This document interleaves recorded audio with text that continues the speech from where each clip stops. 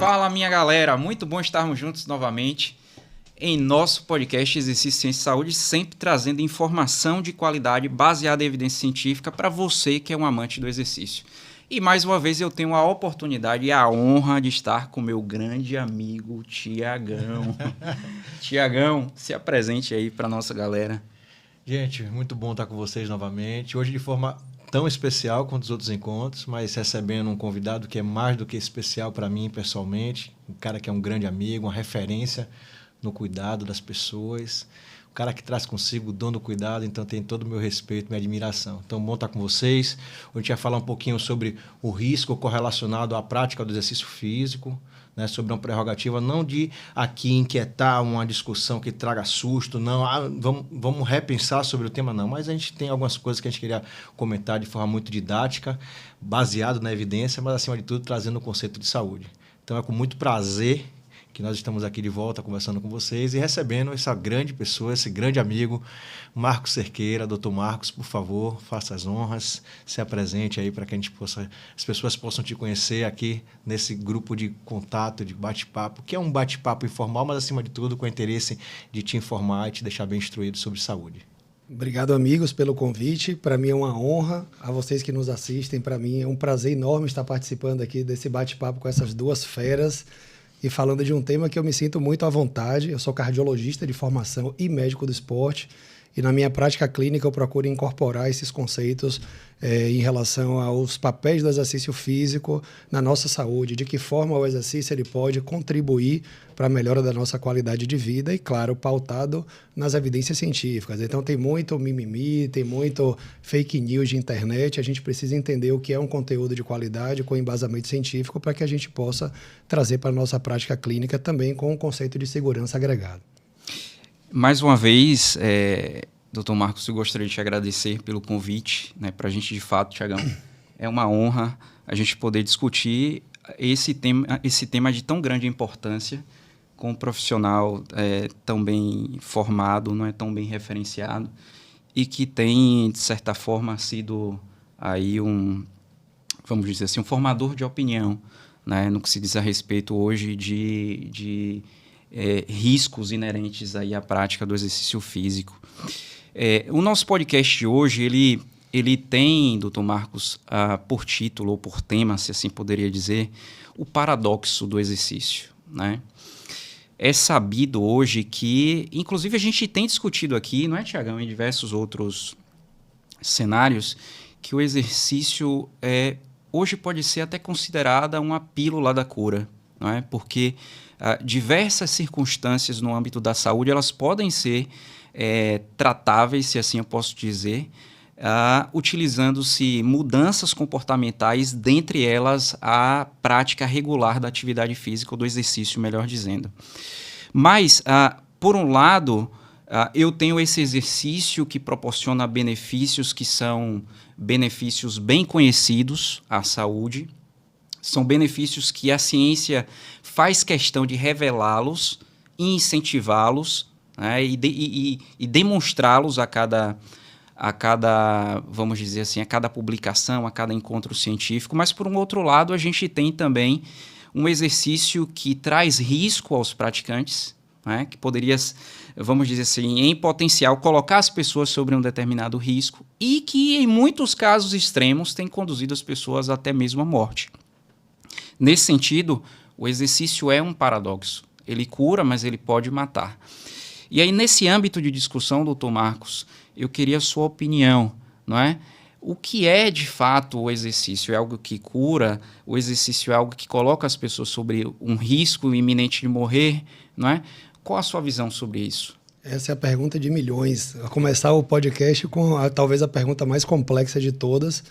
Nós sabemos que, de uma forma geral, o exercício físico ele é benéfico, né? O que tem aqui de preocupação é só de que forma, sob que orientação, sob que ótica nós vamos praticar esse exercício físico, né? Valendo dizer que o exercício físico é uma atividade voluntária, onde o indivíduo, de forma cadenciada, com frequência, duração, intensidade programados, ele busca a melhora do seu status de condicionamento, da sua condição de saúde. É isso que diferencia da atividade física habitual, onde não existe essa intenção de melhora do status de saúde. Então, a definição de exercício é essa.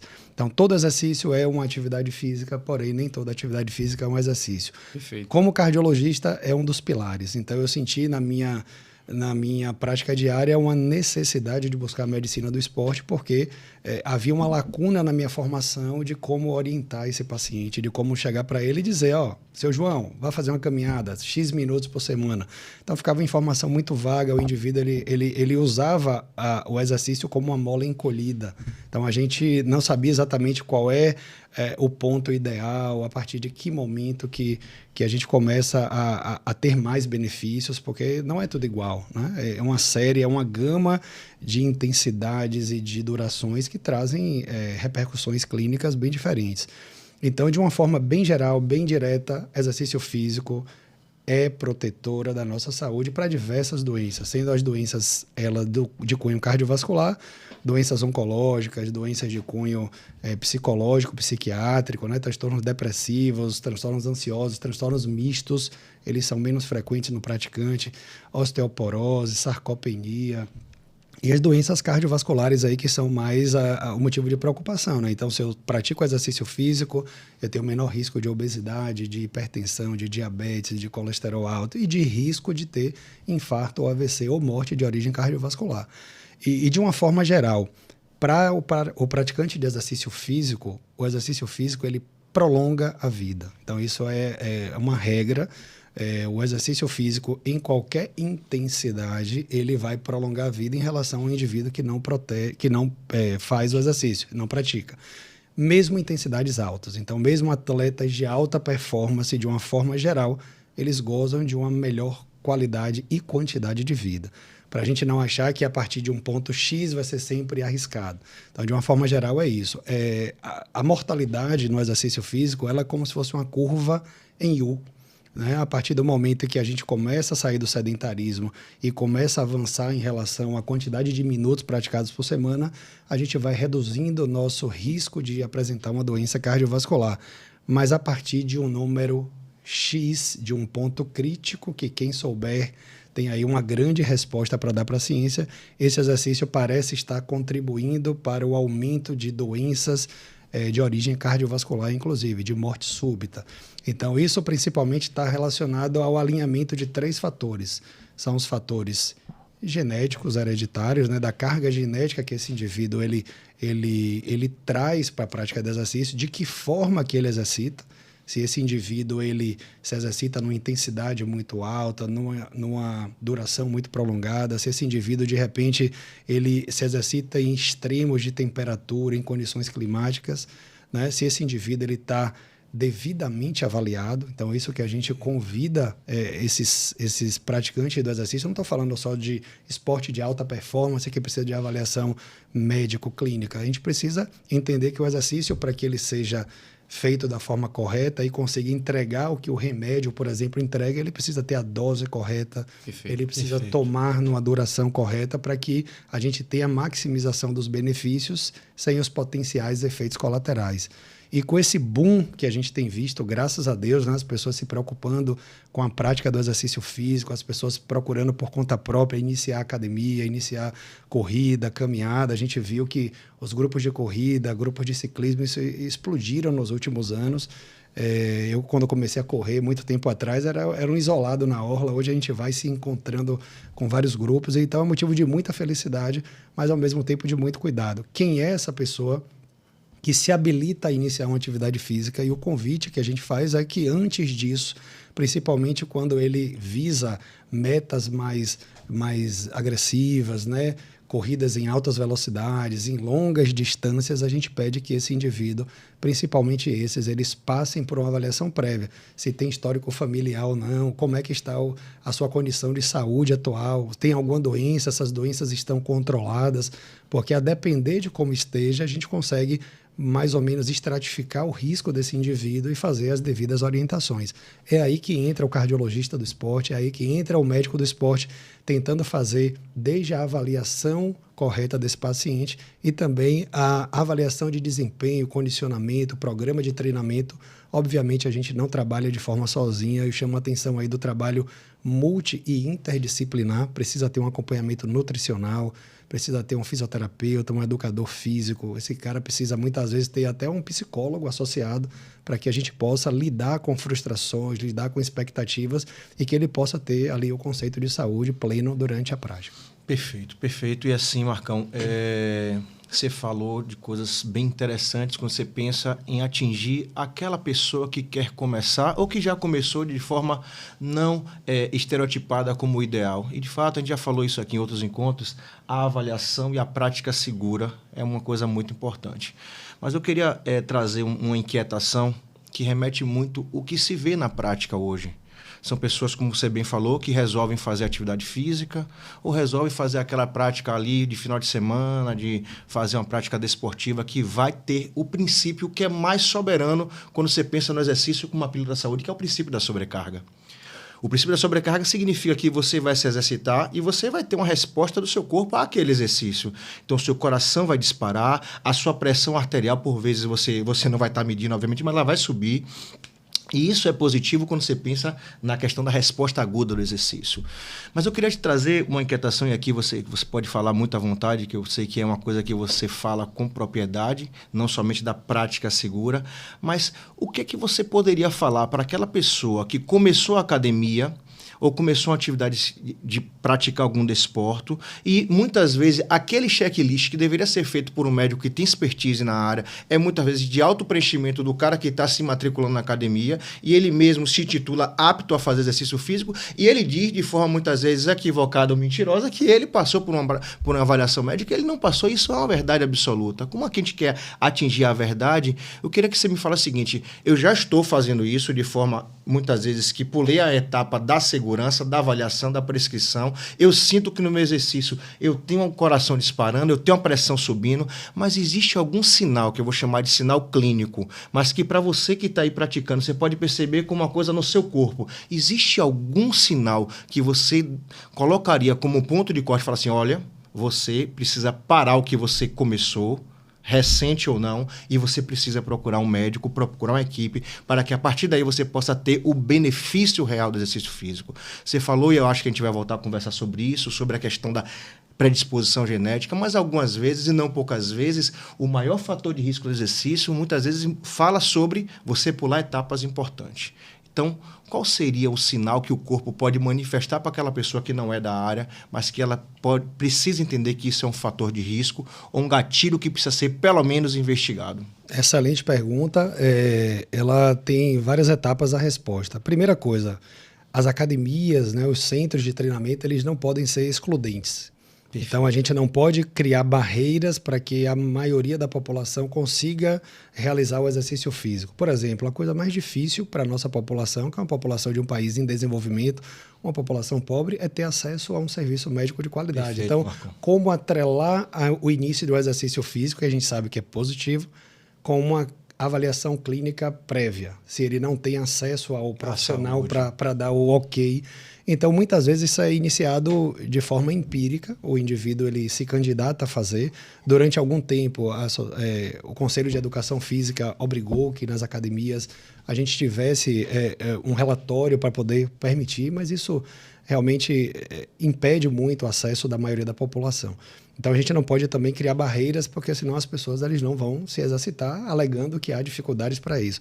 E assim, existem campos de futebol, existem praças, a pessoa pode correr na rua, a pessoa pode se exercitar nas academias do prédio, e isso não tem ali nenhuma regra para que aquilo aconteça. Então, é meio que um paradoxo exigir em um centro, né, onde tem profissionais qualificados na orientação, mas aí a pessoa pode fazer por conta própria, no campo, na quadra do prédio, jogando tênis, jogando futebol, na própria piscina do prédio, e ele acabar durante a prática se dando mal ali.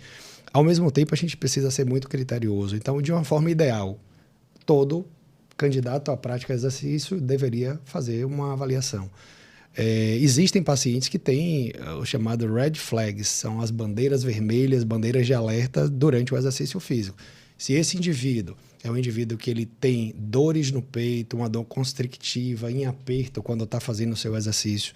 Se esse indivíduo ele sente uma tontura, uma sensação de pré-síncope durante o exercício, se ele já sincopou, se ele é um indivíduo que tem palpitações, acelerações no coração, principalmente relacionadas ao exercício, se tem histórico familiar de morte súbita, principalmente em indivíduos mais jovens, esse indivíduo a gente deve levantar uma bandeira vermelha e dizer que ele, especialmente antes de iniciar o exercício, ele tem que procurar um atendimento médico, porque muitas vezes por trás desse sintoma pode ter uma condição cardíaca subjacente ou alguma alteração estrutural cardíaca ou alguma alteração do ponto de vista elétrico que pode colocar ele em risco na prática.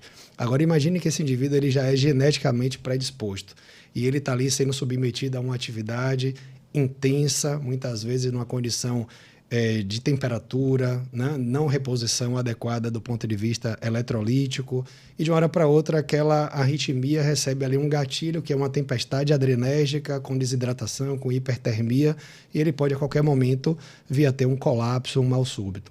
E ele foi avisado, ele tinha já alguma alteração que sinalizava para isso.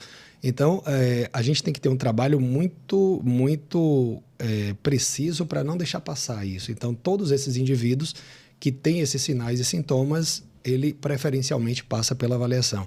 Algumas academias usam questionários ali que a pessoa autorrefere na hora de preencher, né? Então, várias academias você vai lá, paga uma diária ou como aluno e você vai lá e pergunta, já teve caso na família, sim ou não? Se você responde não para todo mundo, automaticamente, ok, a academia você já está livre. Do ponto de vista jurídico, legal, acho que fica para a academia a segurança de que a pessoa respondeu tudo o que não, né? Caso ele responda sim, ele não vai treinar.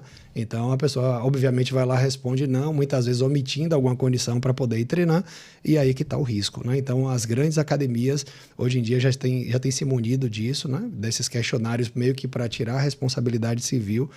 Dentro de algumas academias, é uma atividade louvável disponibilizar equipamentos, né, de suporte básico de vida, e às vezes alguns DEAs em academias, que são desfibriladores externos automáticos, com a equipe treinada para qualquer necessidade em caso de emergência. Então, isso é importante. A gente não sabe com quem vai acontecer, a hora que vai acontecer, mas é importante que nesse momento que estejam ali rodeados de pessoas que possam tomar essas decisões o quanto antes, porque a gente sabe que quanto mais cedo a gente consiga atender, por exemplo, um paciente que entra em parada cardíaca, maior a chance de recuperação. Há estatísticas de que em torno de cada 1 minuto que vai passando, vai caindo em 10% a chance desse indivíduo retornar à circulação espontânea. Então, é muito importante que não demore, que já haja um acionamento do serviço de saúde, o SAMU, né? E que as pessoas que estejam ali possam estar habilitadas para poder iniciar. Perfeito. E aí, só para a gente reforçar, né, o que aprendizado é uma coisa que a gente faz de forma didática, mas vamos levar para a parte prática, né? Por exemplo, hoje, se você quiser, histórico familiar é uma coisa que é uma coisa acessível, entender o histórico da sua família, os familiares, mãe, pai, irmãos, se são hipertensos, se tem doença metabólica, se tem histórico de morte súbita. Então, é uma coisa que é alcançável, né, Marcão? E talvez guardar algumas coisas que o Marcão falou, às vezes no exercício você vai ter o aumento da frequência cardíaca, mas a palpitação, a síncope, que é a sensação de desmaio, pré-síncope, isso são sinais que devem ligar esse alerta que Marcão falou, e eu acho que é uma coisa que dá para a pessoa, de forma imediata, já começar a se blindar. E a partir dessa blindagem, você vai entender se deve ou não buscar de forma acessível ou não, que a gente sabe, eu concordo que o acesso à área médica hoje não é para todos, mas eu acho que a partir da tomada de decisão que você entende que existem riscos, eu acho que essa atenção e esse sinal amarelo para alguns sintomas e associado ao exercício deve ser levado em consideração. E fica aqui esse recado muito claro, muito direto e muito objetivo. Com certeza, queremos buscar melhora da nossa condição de saúde. Ninguém quer colocar o indivíduo ali sob um risco desnecessário. Eu costumo dizer para os pacientes, para as pessoas que eu avalio, que assim, olha, quando um carro tem algum problema de série, a indústria chama o recall e todo mundo que tem aquele modelo Perfeito. É convidado aí para poder checar se tem alguma coisa também ali no seu carro que esteja com problema. Então, Se você tem um pai, um parente de primeiro grau, uma mãe, um irmão que teve uma doença cardíaca de forma precoce, uma morte súbita, uma doença cardiovascular precoce, você está automaticamente convidado para poder passar por esse recall também, porque pode ser que a mesma falha, a mesma condição que cause a predisposição nele, também você tenha herdado e aí aumenta a sua chance de ter. Então, existem 3 principais sociedades, né, de medicina do esporte no mundo: a americana, a italiana e a brasileira. Né? Nós seguimos a nossa diretriz brasileira, que aí fala que, de forma muito simples, essa avaliação ela tem que ser uma avaliação muito direcionada, não é focada em vários exames. Se você tem uma avaliação médica clínica com um simples eletrocardiograma, onde você não consiga identificar nada nem na história, nem no exame físico, e no simples eletro, esse indivíduo está apto para a prática esportiva de uma forma amadora, tá? Claro que quando você vai para níveis profissionais, você exige algumas avaliações adicionais. Enquanto a americana, por exemplo, ela é muito mais simplificada. Então, existe um profissional de saúde, não necessariamente um médico, mas que ele faz um questionário para aquele indivíduo que é o candidato à prática esportiva, e se a resposta for não para tudo, ele também está liberado sem necessidade de uma avaliação médica ou de um simples eletro. A diretriz italiana ela mudou a partir do momento em que os estudos mostraram que a simples recomendação de você adicionar um eletrocardiograma à avaliação clínica, ela reduzia o risco de eventos cardiovasculares. Então, a diretriz brasileira ela acaba se alinhando muito mais com essa diretriz italiana, e que coloca assim, o eletro ele é obrigatório nessa avaliação. Todo mundo vai ter que fazer teste de esforço, todo mundo vai ter que fazer cintilografia, vai ter que fazer ecocardiograma. A resposta é não. Quando a gente está diante de um atleta de alta performance, esse indivíduo que ele muitas vezes compete, que ele é profissional da área, eu acho que o eletro e a entrevista médica com avaliação talvez seja muito simples para ele. Aí temos diversos exames, teste ergométrico, eu acho que para o cara de alta performance, ele traz poucas informações.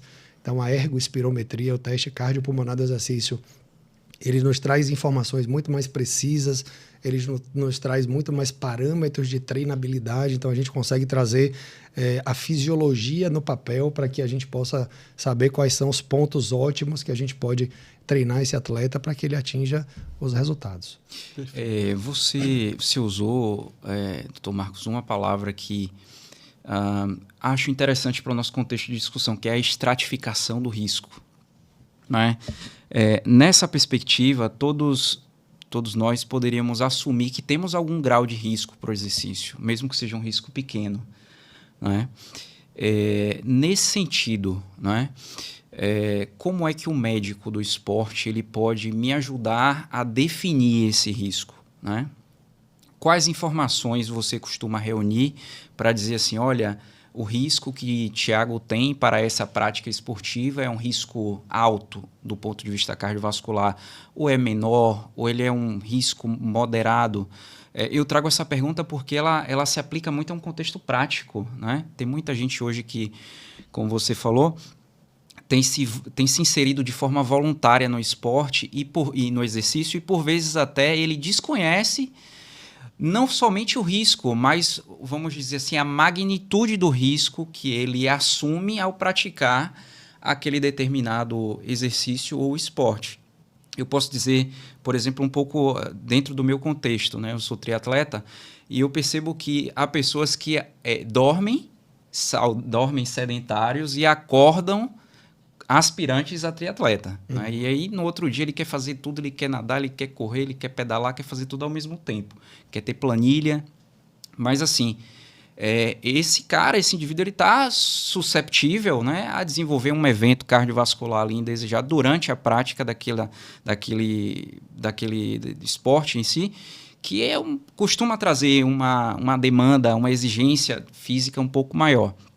Então, como cardiologista, o que você costuma reunir para estratificar esse risco e dizer assim, olha, o seu risco é X, é Y, é Z? Não existe uma fórmula, né, bem contextualizada, uma fórmula matemática. Né? A gente reúne nessa avaliação critérios de uma avaliação clínica, né, uma anamnese bem feita, direcionada à presença de doenças no próprio paciente, na família, como é que estão os hábitos de vida, como é que está a experiência desse indivíduo com o esporte ao longo da vida, né? Porque é importante entender como é que ele se adapta aos esforços, como é que foi a vida dele na prática do exercício físico, né? Esse indivíduo, ele praticava futebol desde a infância, ele ia mudando de modalidade, ou era um indivíduo que ele foi saudável ou sedentário a vida inteira e eu não tenho parâmetros para poder avaliar. Então, isso tudo depende. Muitas vezes os indivíduos, eles já chegam para a gente com um histórico esportivo, né? Muitas vezes sem um acompanhamento, mas a gente já consegue entender se ele é capaz de tolerar tal esforço pela própria experiência de vida que ele já traz.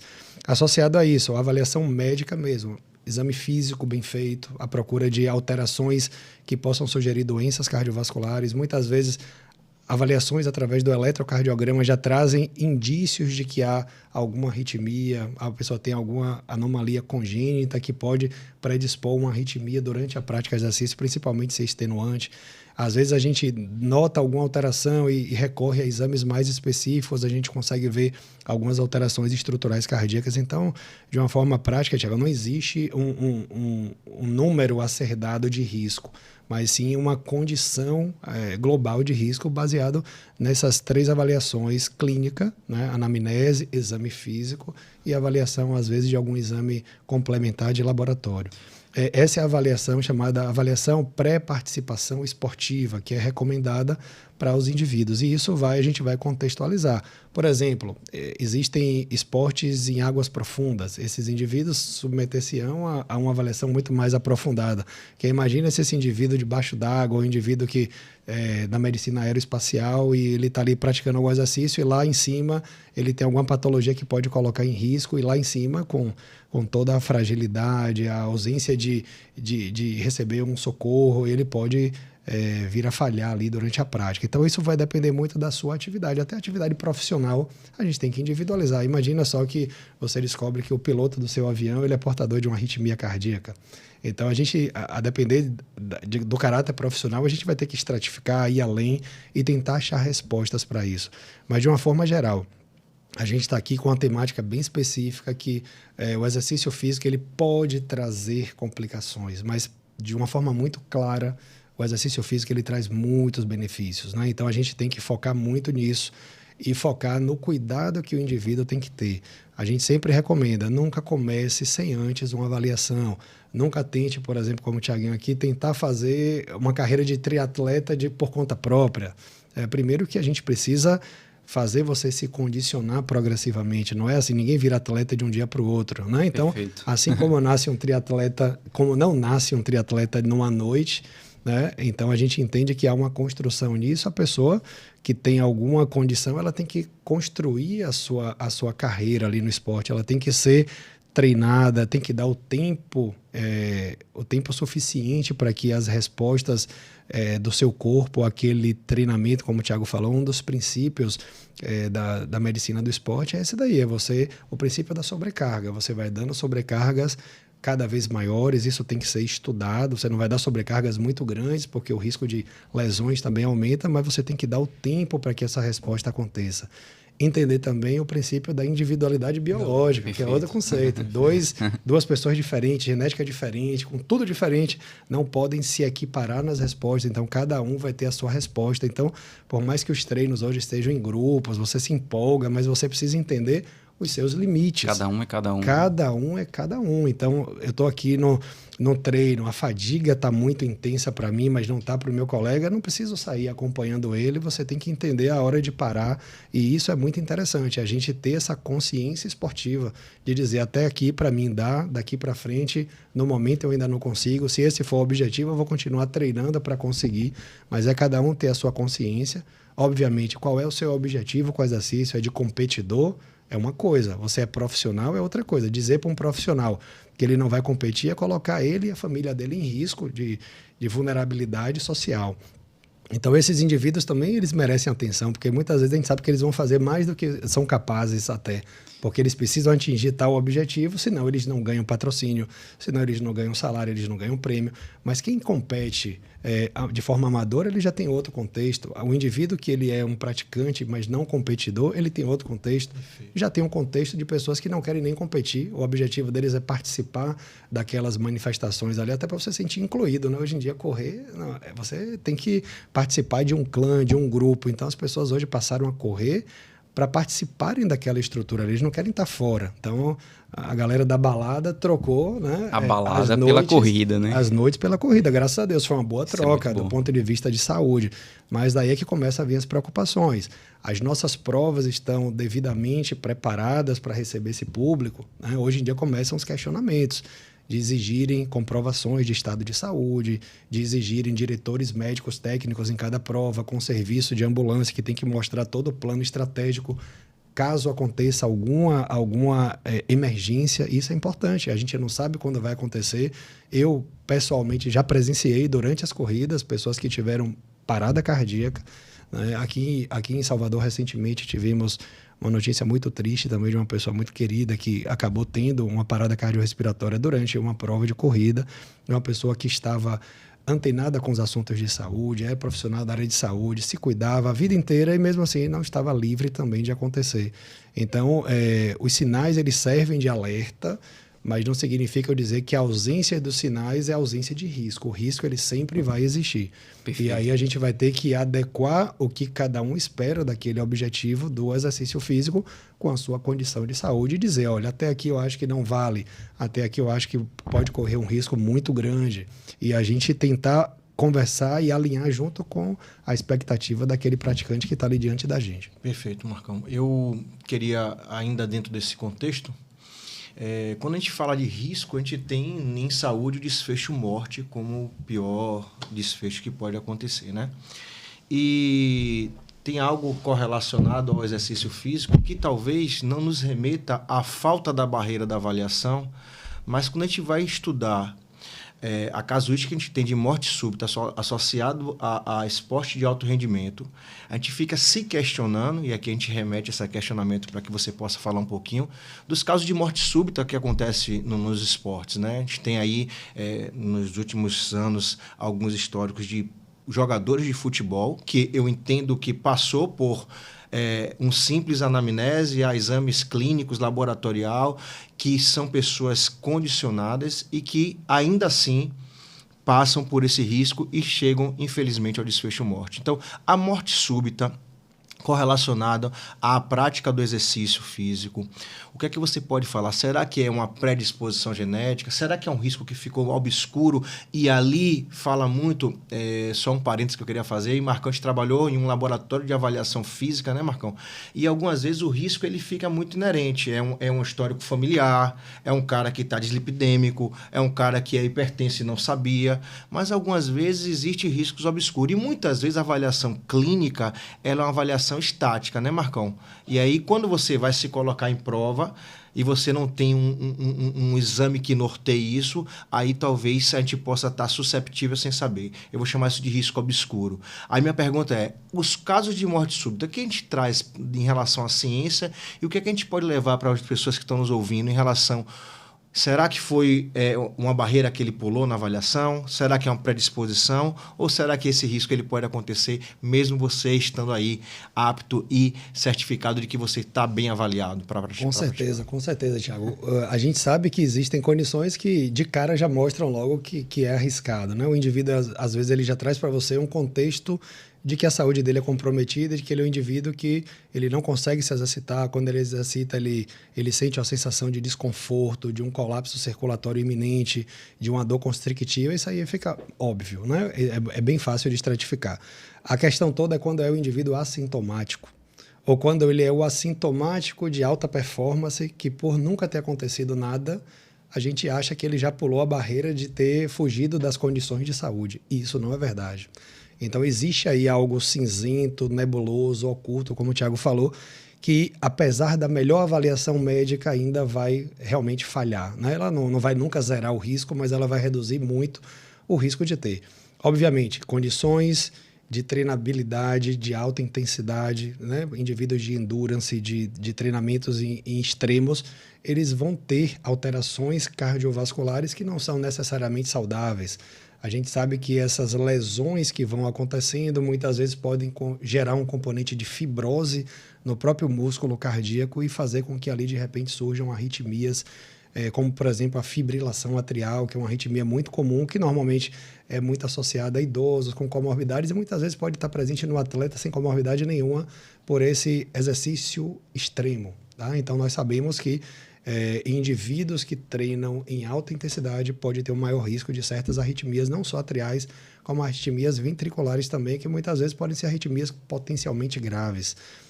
Alguns indivíduos, a gente tem a surpresa, por exemplo, colapsos em campos de futebol, de times, de ligas, né, milionárias, que a gente sabe que ali não faltou acesso a médico, acesso ao exame, a gente sabe que teoricamente ele cumpriu tudo e que mesmo assim a gente não conseguiu flagrar. A causa mais comum de morte súbita no indivíduo acima de 35 anos é a cardiomiopatia hipertrófica, que a gente precisa diferenciar muito do coração do atleta, que é uma alteração relativamente saudável. Por conta da sobrecarga, a fisiologia ela demanda alterações estruturais, geométricas, cardíacas para poder suportar aquele esforço contínuo. Então, muitas vezes a gente vê o indivíduo com hipertrofia, mas essa hipertrofia, se a gente for fazer uma análise microscópica, a gente vê que a estrutura muscular está preservada, enquanto outras anomalias, como doenças congênitas, né, hereditárias, a gente pode ter uma alteração estrutural, né, caso esse indivíduo ele seja encaminhado para uma avaliação. Então, muitas vezes a gente percebe uma hipertrofia assimétrica, uma hipertrofia que a gente não consegue explicar simplesmente pelo treinamento, e a gente vê muitas vezes presença de sintomas. Isso deve levantar, sim, uma bandeira vermelha de alerta. Será que esse indivíduo, de fato, isso aqui é associado ao treinamento, ou ele tem uma condição aqui muito sugestiva de cardiomiopatia hipertrófica, que é uma condição que ela tem, sim, um risco maior de morte súbita. Inclusive, no esporte, a gente tem diversos casos, e que não foi devidamente estratificado. Ou, como a gente imagina que aconteça, imagina que o cara vale milhões de dólares e ele é descoberto com uma anomalia dela, mas ele está disputando uma liga, ele está na final, na semifinal. Quem é que tiraria esse atleta? Né? Com todas as pressões de todos os lados. Então, a gente entende que há os interesses comerciais, há interesses do próprio atleta, né, de se manter ativo, de se manter ali naquela atividade, que é a atividade que ele escolheu para tocar a vida, e que a gente tem que ser cirúrgico, a gente tem que chegar com as informações corretas, avaliações. Hoje a gente tem ecocardiogramas que conseguem dar detalhes muito maiores, ressonância magnética que consegue trazer para a gente um estudo melhor, e a gente consegue diferenciar.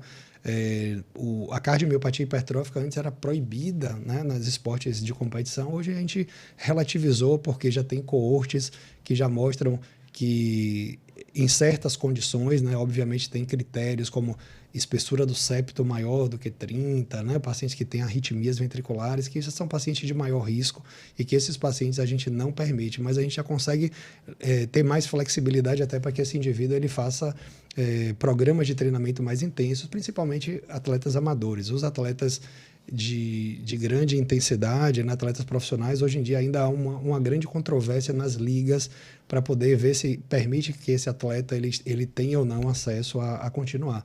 Tivemos casos do Eriksen, né, que é um dinamarquês, que ele teve uma parada cardíaca em campo. Engraçado que eu estava assistindo a primeira partida quando ele teve a PCR. E aí, naquele momento, graças a Deus, ele foi reanimado. Havia ali uma equipe que conseguiu desfibrilar precocemente, encaminhar para avaliação e descobriu a cardiomiopatia hipertrófica. Nem sempre a gente tem aquele fenótipo óbvio. Então, às vezes, ele fica ali na dúvida, ou às vezes não tem expressão fenotípica nenhuma, e a primeira manifestação aparece logo como uma arritmia ventricular complexa. Ele foi submetido ao implante de um cardiodesfibrilador implantável, e ele não podia mais jogar na liga que ele jogava. Então, ele mudou de país, ele foi para uma outra liga que era mais permissiva, e ele estava jogando em alta performance, até então desempenhando bem. E aí, semana passada, ele teve um colapso em campo novamente, né? Dessa vez, ele levou a mão ao peito quando ele teve arritmia e recebeu um choque do próprio cardiodesfibrilador, e ele teve mais uma PCR, graças a Deus, reanimada, e parece que agora ele está reavaliando a continuação da carreira dele. Então, o recado que ele deu foi: eu estou em casa, de férias, com a família, descansando. Então a gente precisa entender até onde ser atleta e ser obstinado por manter-se na condição de risco, realmente ele deve ser a regra. A gente tem que orientar o indivíduo, falar dos riscos, e trazer esses temas à tona, né? Tem atletas da liga da NBA também que tiveram um caso recente de morte, e a gente vê muito isso acontecer. Você que é do triatlon, né? Tivemos um caso essa semana exatamente. Passada, né? No Campeonato Baiano. No Campeonato Baiano, o cara faleceu na natação. E a natação do triatlon é a parte mais crítica, né? Porque qualquer coisa que aconteça, ele está num ambiente onde o socorro não é de imediato, ele pode afogar. E aí a nossa preocupação, né? Então, assim, indivíduos que vão submeter-se a provas em temperaturas extremas, principalmente, estão sob maior risco, e a gente não consegue, Tiagão, de forma prática, eliminar completamente o risco. Às vezes a gente pode fazer toda a avaliação, está tudo perfeito, mas as condições da sua avaliação não são idênticas às condições do lugar onde ocorreu o fato, né? Então, muitas vezes eu estou lá com o paciente na esteira, intensidade máxima, mas eu tenho temperatura diferente, ele está bem alimentado, ele não está com distúrbio hidroeletrolítico, é diferente do cara no final de uma ultramaratona, no último quilômetro, onde está com 40 graus, ele já está ali desidratado, e muitas vezes isso pode acontecer por alterações diversas. Então, não foi aquela condição exatamente que a gente avaliou. Então, por mais que a gente tenha um acompanhamento, a gente nunca vai conseguir zerar.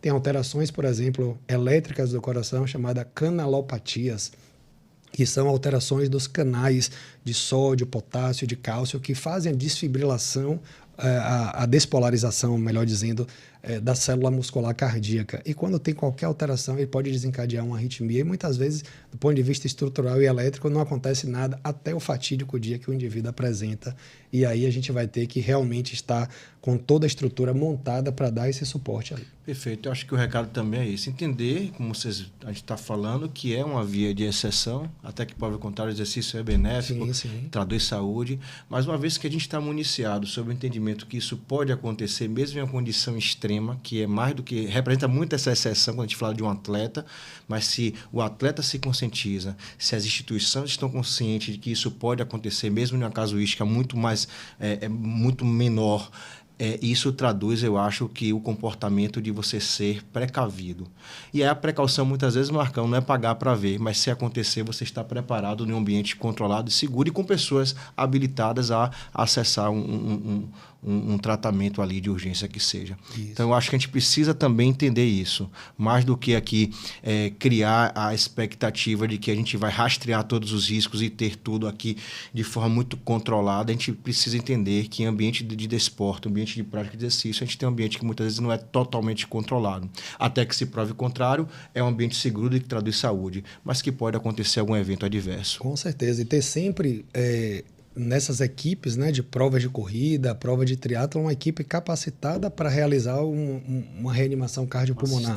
Uma assistência pronta, porque a gente sabe que tempo é músculo e tempo é vida. Então a gente não pode perder esse precioso tempo. A gente esteve falando dessa questão de como lidar diante do fato. A gente teve aquele caso fatídico lá do zagueiro do São Caetano. Pois né? Serginho. Isso. Que a gente viu que houve um fato e o pós-fato, o desenrolar daquilo ali talvez pudesse ser reavaliado sobre essa prerrogativa de a gente entender o que fazer diante do acontecido, que é uma exceção. Ali ficou claro para a gente ali, talvez que ali foi um dos primeiros casos que chamou a atenção da mídia maior, né? Chegou aí ali o público maior, que talvez traz essa consciência de o que fazer, né, Thiaguinho? Marcão, você trouxe um aspecto que eu acho assim, importantíssimo, que é a questão da obstinação dentro do contexto do exercício, né? Da prática da atividade, da prática também desportiva, né? Não só do exercício físico em si. O que eu tenho observado assim, nos últimos anos é que as pessoas, de fato, elas têm se importado mais com a saúde, né? Elas decidem se engajar com a prática ali do exercício físico para usufruir dos benefícios que já são comprovados, mas, sobretudo, eu tenho ali também uma grande fatia das pessoas que estão preocupadas em fazer aquele velho marketing, né? Então, assim, o que eu mais tenho visto, por exemplo, né, nesse sentido da obstinação, é o fato de que as pessoas elas se acham sempre preparadas a aumentarem e estenderem os seus próprios limites, né? Em que sentido eu estou dizendo isso? O cara nunca correu na vida. Aí o cara decide que agora ele vai virar corredor, né? E aí ele compra o tênis, ele recebe a orientação, às vezes, ou não, de um profissional que tem a formação ali em corrida, ele começa a correr 5 km, mas depois ele acha que 5 km é pouco, que ele tem que correr 10. E depois que ele corre 10, ele acha que ele tem que correr uma meia. E depois que ele corre uma meia, ele tem que correr o quê? Eu tenho que correr uma maratona, pô. Todo mundo corre, todo mundo posta na rede social X, Y que corre a maratona, por que eu não vou correr? Né? E aí o cara fica obstinado por aquilo a ponto dele comprometer a saúde e a própria vida nesse sentido. Né? E aí, embarcando nessa fantasia, que eu diria, eu tenho visto no contexto prático muita gente se machucar, né? E se machucar sério, né? Não somente considerando o desenvolvimento ali de uma lesão musculoesquelética, mas, como você mesmo colocou, de presenciar ali uma síncope, um desmaio durante a corrida. Até porque, como você ponderou bem, Marcão, o cara treina ali sobre uma determinada circunstância, uma determinada condição, que muitas vezes não serão as mesmas condições do dia da prova. Né? Ou a nova modinha, o cara treina aqui em Salvador, né? E ele vai fazer a Maratona do Rio. Né? O estado do Rio de Janeiro ele tem uma condição climática diferente da nossa. Né? Ele tem uma condição de umidade relativa do ar que é completamente diferente da nossa e que tem uma importância à parte no que se diz a respeito de comprometimento até da própria performance durante a corrida. Né? E aí, nesse sentido, eu digo que as pessoas estão se colocando às custas dessa obstinação de provarem que são capazes cada vez mais a riscos que são maiores. E que, como você colocou muito bem, até mesmo o profissional cardiologista ou médico do esporte que tem uma formação, que tem uma vida vendo pacientes, né, sobre essas condições, não consegue definir e estratificar por certo o seu risco. Quem dirás um cara que, em muitas vezes, em muitas circunstâncias, não passou por um atendimento médico, não foi triado, não recebeu uma devida orientação, perceba o risco que esse cara está enfrentando. Né?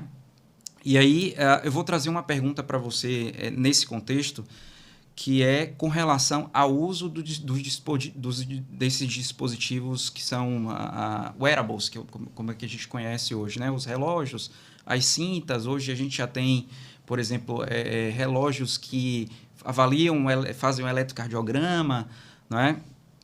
E aí algumas pessoas dizem assim, mas eu estou seguindo a orientação do meu monitor cardíaco, eu estou seguindo aqui determinados parâmetros que o meu treinador colocou para que eu acompanhasse durante a corrida. Nesse sentido, Marcão, esses dispositivos de fato podem colocar a pessoa sobre um terreno ali, uma esfera de maior segurança ou não? O que é que você pensa como isso, assim, como médico do esporte? Perfeito. A gente quer que o indivíduo se exercite, né? Então, a gente faz uma avaliação no laboratório, como a gente falou que trabalhava junto no laboratório, e a gente simula ali uma atividade que ele pratique na rua. Então, ele correu na esteira, tantos minutos, com inclinação X, velocidade X, atingiu frequência X, e até aquele número a gente não verificou nem dor, nem alguma alteração hemodinâmica que fosse correspondente a um equivalente isquêmico. A gente viu que não teve alterações do segmento ST, que é um segmento que a gente analisa durante o eletrocardiograma. Infra ou supradesnivelamento desse segmento sugerem alterações cardíacas que precisam ser investigadas. Então, muitas vezes a gente fez tudo e está tudo bem. Meu querido, você saiu daqui, o exame foi ok, você teve um desempenho na média, abaixo da média ou superior à média em tantos por cento. Então, a gente consegue tirar o indivíduo do escuro e trazer dados objetivos. Que o ideal é que a gente repita constantemente isso para a gente tentar avaliar dentro de números se esse indivíduo está melhor ou não, porque uma avaliação estática é muito difícil. Às vezes você tirou uma nota excelente porque você atingiu um VO2 de 50, né, que é um marcador importante aí de performance. E aí, de repente, o excelente não quer dizer que você está melhor, porque pode ser que antes você era 55 e agora está em 50. Mas o 50 pode ser ótimo quando você saiu de 40, por exemplo. Então, um número fixo, ele não vai conseguir, de uma avaliação inicial, trazer o indivíduo o que ele quer, se eu estou melhorando ou piorando. Mas essas avaliações sequenciais conseguem nos dizer sim. Através de uma avaliação horizontal, a gente consegue trazer números, trazer dados até para dar para o paciente, para o treinador dele dizer, você está melhorando, você está piorando.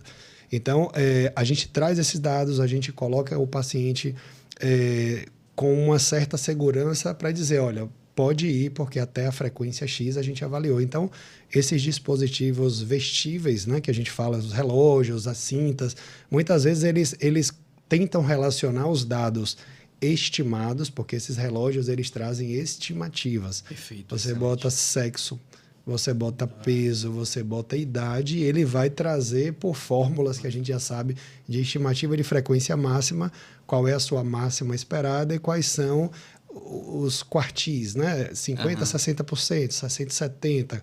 Se isso se correlaciona ou não com as zonas propriamente medidas, a gente não sabe. E até na ergoespirometria a gente consegue dizer exatamente. Você está abaixo do primeiro limiar ventilatório, entre limiares, acima do segundo limiar, e a gente consegue entender ali onde é que está a zona ótima e onde é que está uma zona de alerta, não necessariamente de alerta de risco, mas de alerta de fadiga próxima, para que aquele cara não queira treinar acima dessa frequência e achar que ele vai cruzar a linha de chegada, que ele não vai. Muitas vezes é o cara que quebra porque simplesmente ele não ouviu o seu corpo.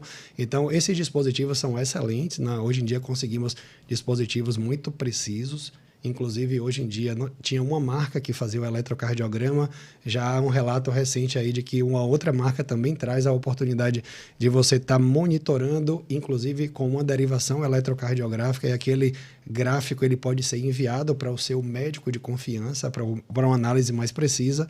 Então, no caso de uma palpitação, no caso de algum sintoma, aquilo pode ficar registrado, até para a gente entender, né, um colapso durante a prova, se foi por arritmia ou não. Então, isso nos ajuda muito, mas não consegue zerar, Thiago. Infelizmente, o risco não consegue. Eu posso ter uma parada cardíaca em zonas baixas, eu posso não ter numa zona lenta. É claro que quanto maior a intensidade, maior o nível de estresse que eu sobrecarrego o meu sistema cardiovascular, e é ali que eu boto, de fato, a prova. Mas o cara na zona 2, ele Mas às vezes ele pode, numa zona 2, que é um treino confortável, a gente chama na corrida de passeio na floresta, que você está conversando com um colega do lado, mas que muitas vezes é um treino altamente eficaz, é onde tem que acontecer a maioria da parte do treinamento, e muitas vezes a cabeça da gente que tem que tentar ficar calma para estar correndo na zona, porque quem corre em zona 2 acha que nem está correndo, então a gente quer correr mais rápido, mais forte, e a base da corrida se faz em zona 2. Então, muitas vezes até em zonas baixas eu posso ter. Então, escutar o seu corpo, ouvir, né? Muitas vezes a gente não dormiu, consumiu bebidas alcoólicas, consumiu medicações, não está no status emocional ruim, a gente consegue ver até pela frequência cardíaca de repouso. A gente acorda, às vezes, estou batendo logo a minha frequência ideal, no treinozinho mais leve, a gente sente o corpo da gente não render. E é importante que a gente ouça o nosso corpo. Então, o desistir nem sempre é fraquejar, é entender que aquele corpo não está conseguindo entregar aquilo que a gente planejou. Então, a gente vê pessoas hoje em dia terminarem a corrida em estados deploráveis, sincopando, sendo arrastado na linha de chegada. E isso a gente não pode aplaudir. E isso é uma coisa que a gente precisa deixar claro, que a organização da prova precisa intervir, que as pessoas ao lado têm que entender que ali é um risco, é seu corpo pedindo socorro por ajuda, e que essa ajuda tem que chegar. A gente não tem que incentivar essa pessoa que já está dando sinais de falha a cruzarem a linha de chegada porque o espírito esportivo pede. Isso é muito arriscado. Então, hoje em dia, a gente precisa rever os conceitos, a gente precisa aprender a desistir de uma prova. Então, se você está correndo e está sentindo que tem uma lesão, que a gente falou muito de cardíaco, de risco, mas as principais consequências de um exercício não medido são as lesões osteomusculares, né? Então, a fasciite, uma canelite, uma fratura por estresse é uma coisa muito comum que a gente vê hoje em dia. Então, o cara termina uma maratona, ele fica aí 20, 30 dias de molho no até prego. recuperar, porque ele ultrapassou, ele colocou como meta e ele não ia voltar de Porto Alegre, do Rio de Janeiro, sem a medalha dele, né? E muitas vezes tem os challenges, os desafios. O cara corre 5 hoje, 10 amanhã, 21 e 42 no último. Aí o obstinado, né? Pronto, mas ele vem com a medalha e a mandala das medalhas. Então ele volta para casa se sentindo o herói por ter completado aquilo. Se seu corpo, né, conseguiu fazer aquilo de uma forma tranquila, se você está treinado para, faça. Mas isso não é um convite para que qualquer curioso ou qualquer pessoa não treinada aceite esse desafio.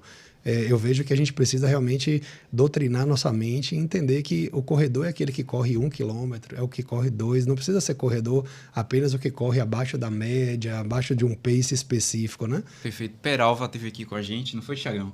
Ele falou assim, rapaz, no meu tempo, o cara que era bom era o cara que performava em 5 quilômetros. Era o cara que treinava, mas o alvo dele era performar bem em 5 quilômetros. Hoje o cara quer treinar e o cara quer performar bem em 42 quilômetros. Então, pelo amor de Deus, vamos devagar, vamos entender que o exercício físico ele precisa ser aproveitado em sua essência. Eu preciso estar fazendo aquilo ali para ter benefício, para ter prazer. Não é para ser um peso para mim, né? Você deve ter visto isso, acho que Thiagão também.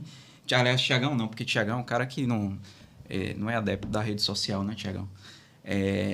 Mas você deve ter visto certamente um concluinte da Maratona do Rio, o cara tinha uns 170 quilômetros, ou 170 quilos, né? E ele terminou a prova em não sei quanto tempo, acho que 8, 9 horas de prova, e o pessoal aplaudiu, tirou foto e ficou emocionado de ver aquele cara enorme terminando a maratona. E eu fiquei pensando assim, rapaz, até que ponto, né? Até que ponto a gente se submete a um risco desse, né?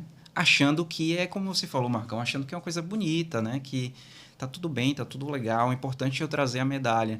Eu fiquei assim, rapaz, o risco que esse cara não correu durante esses 42 quilômetros, porque certamente ali é um cara que não tem uma regularidade de treinamento, está acima do peso, tem outras comorbidades que colocam sobre ele um risco ainda maior de fazer o próprio exercício físico. Quem dirá uma corrida de 42 quilômetros, que é uma prova, de certa forma, muito desafiadora, até mesmo para quem está treinando todo dia, quem dirá isso para uma pessoa que está sobre essas condições. Então, assim, até que ponto vale a pena eu fazer isso e trazer uma medalha e estar orgulhoso de estar fazendo isso? O motivacional pesa, né? Então, muitas vezes a gente vê, e ali, do ponto de vista motivacional, a gente entende que é alguém que está tentando buscar algo mais de saúde na sua vida, mas, obviamente, tem que ter limite, todo, né? O acompanhamento, né? Porque uma lesão ortopédica é muito mais comum no paciente com obesidade acentuada, né?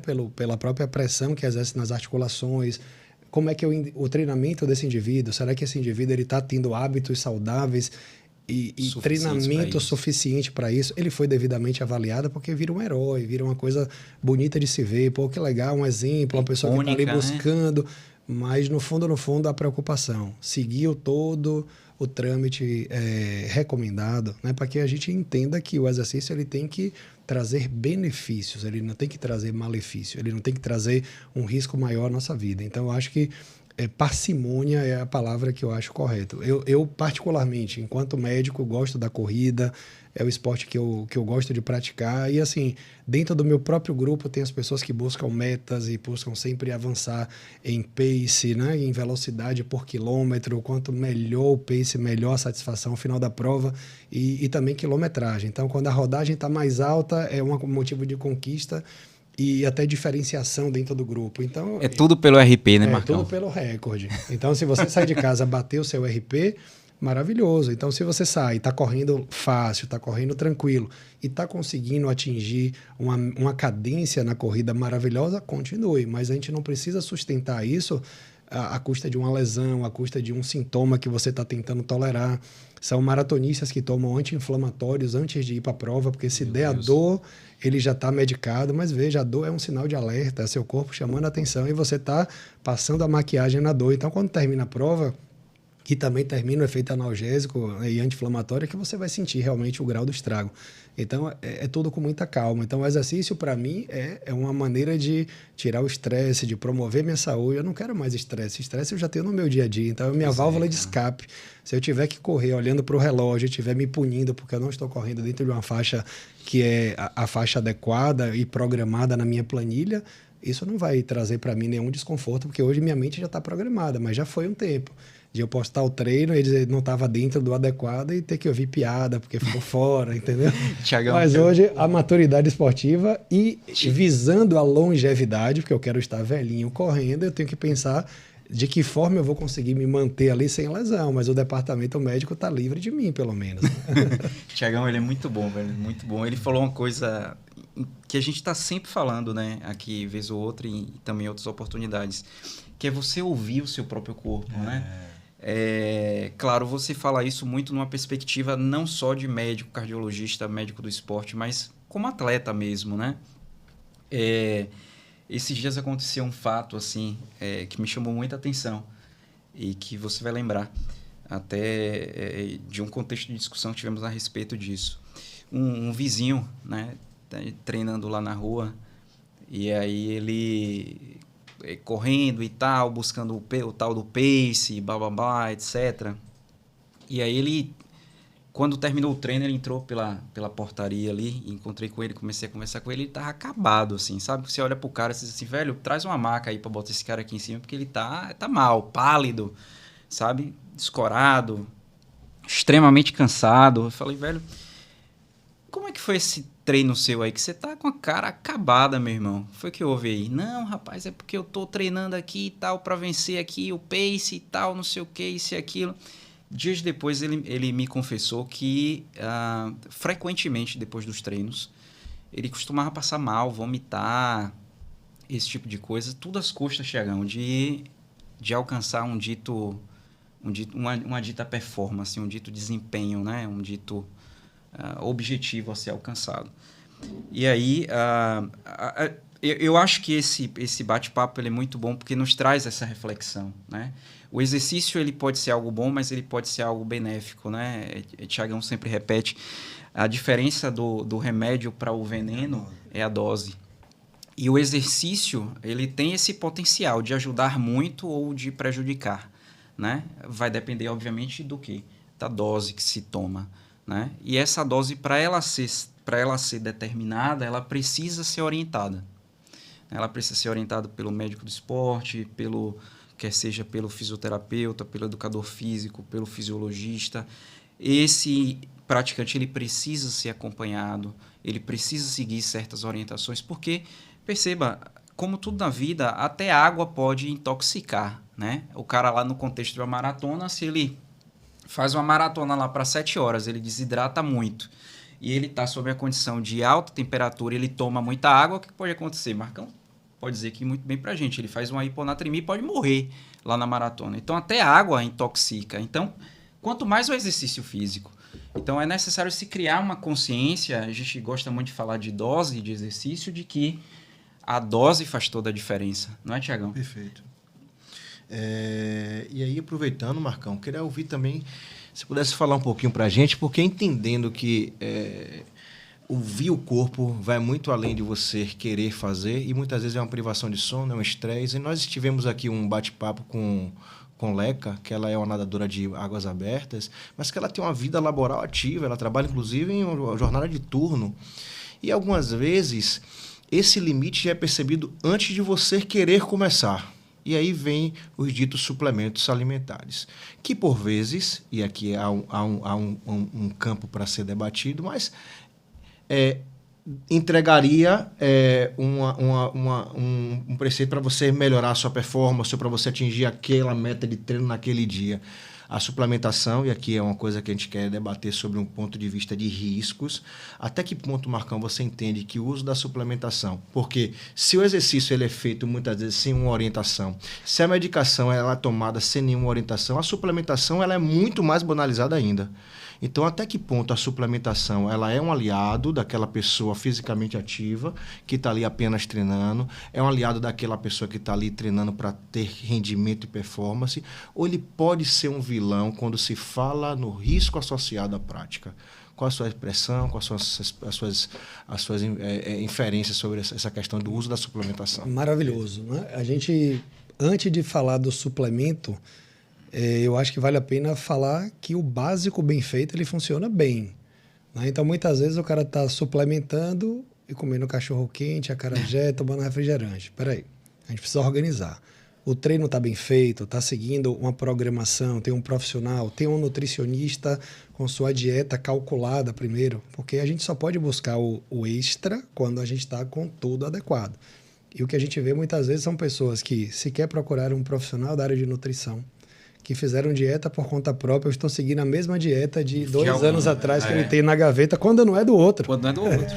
E aí, de repente, o cara estava sedentário e hoje tem uma planilha aqui nutricional. Hoje ele está fazendo exercício físico diário. Primeiro que o cálculo do valor energético total está bem diferente. Ou pior ainda, ele foi no nutricionista quando ele iniciou o treinamento.